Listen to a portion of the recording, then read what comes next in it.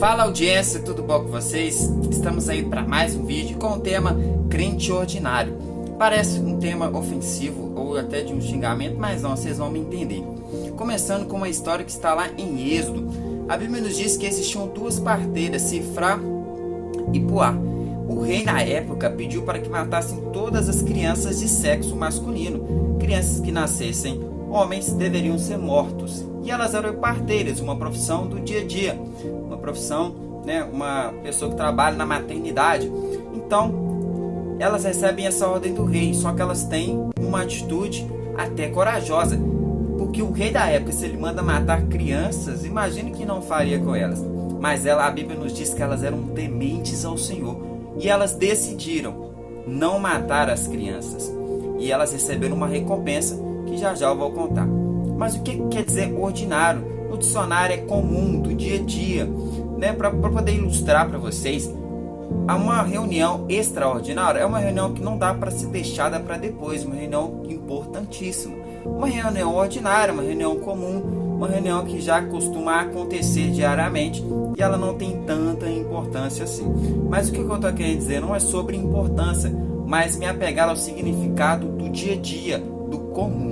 Nós precisamos ser cristãos extraordinários, que levam a palavra do Senhor, que levam o conhecimento, a verdade, através das nossas atitudes, mas numa vida comum do dia a dia. Vou fazer aqui uma média da minha vida. Normalmente, eu fico em média, na verdade, se a gente fosse fazer uma média, umas 12 horas por semana, na igreja, nas reuniões, nos cultos, enfim.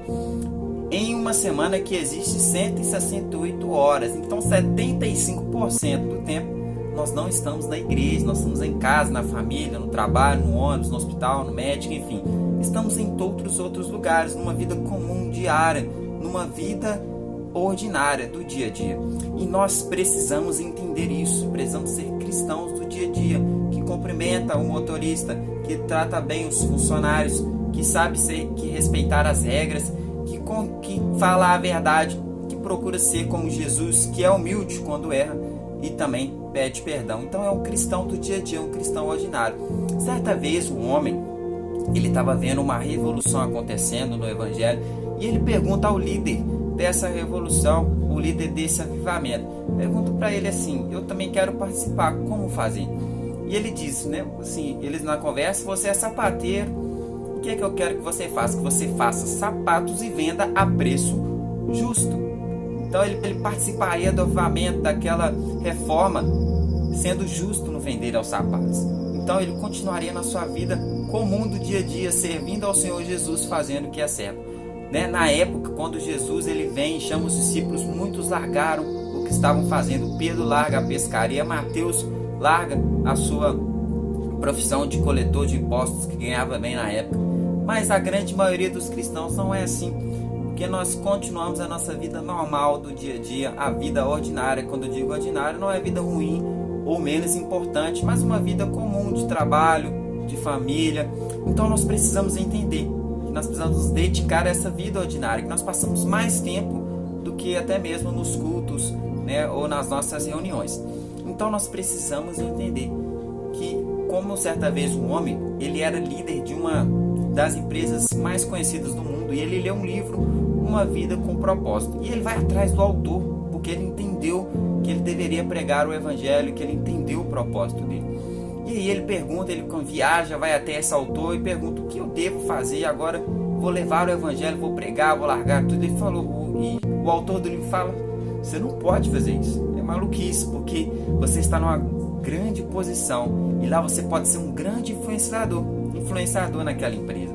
Então nós precisamos entender que muitos vão sim ser enviados a outras nações, muitos vão ser enviados ao pastoreio, a se dedicar somente à obra do Senhor, mas mesmo assim até esses que se dedicam têm a sua vida comum do dia a dia, ali ir na padaria, comprar o pão. Então a vida ordinária, levar Cristo Jesus aonde estivermos e nos dedicar ao máximo a falar a verdade, a ser transparentes, a entender como Jesus é e levar o reino dele com milagres, orações e também com atitudes que Cristo teria. Até o trabalho, a Bíblia nos diz que Deus, antes mesmo do pecado entrar no homem, Deus já trabalhava. Então a Bíblia nos diz que o trabalho dignifica o homem.